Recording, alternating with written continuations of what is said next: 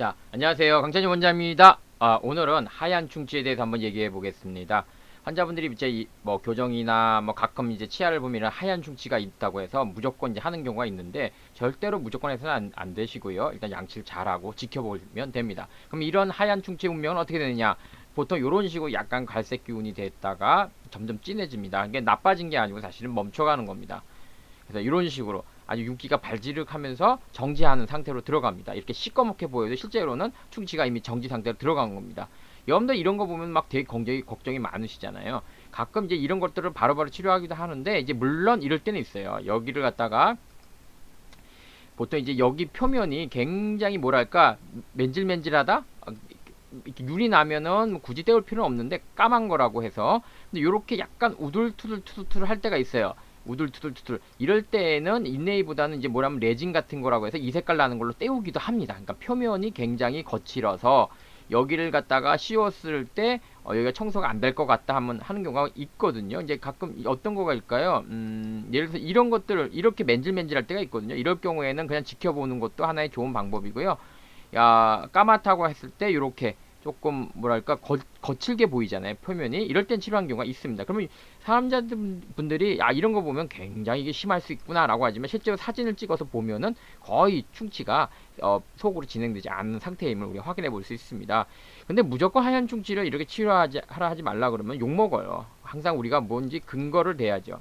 그래서 우리가 무조건 하냐 안 하냐가 문제가 아니고 근거 없이 하면 안 돼요. 그래서 우리가 8세부터 15세까지 굉장히 충치가 활발하게 진행되는 시기거든요. 이제 그런 시기에 이런 하얀 충치들을 갖다가 여기 와이스팟 레전이라고 있는데 72개 중에 실제로 치료를 하게 되더라 하는 것들은 한 9개 정도 이렇게 됐습니다. 그래서 실제로 72개 9개니까 약 83%는 87%는 치료를 안 해도 되는 일단 7년 동안 안 하게 되는 상황이 온 거죠. 물론 1년마다 검사는 해야 되겠죠.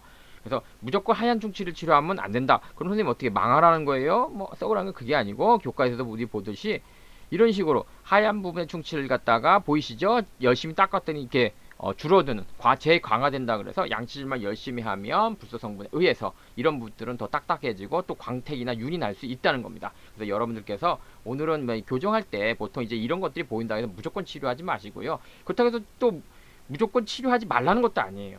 중요한 건 우리가 환자분들이 이런 건 무조건 치료해야 돼 라고 이러는 생각을 갖고 있는데 그건 잘못됐다는 거죠. 상황에 따라서 안 할 수도 있으니 한 번 더 검사를 해보고 충분히 떼어야 된다는 얘기를 들으면 그때 치료해도 늦지 않는다. 근데 환자분들은 무조건 치료를 해야 되는 식으로 알고 계셔서 저희 환자분 중에도 오늘 그런 분이 오셨어요. 그래서 거기 굉장히 걱정하는데 제가 다른 거는 다 잘 설명했는데 이제 이런 부분 교과서적인 부분을 설명하지 않아서 좀 마음에 자꾸 걸려서 오늘 합니다. 근거 없이 치과들 하얀 거는 충치가 될지도 모르니까 빨리 해야 돼요 하면 그건 근거가 없는 거예요. 그건 무당이 되는 겁니다.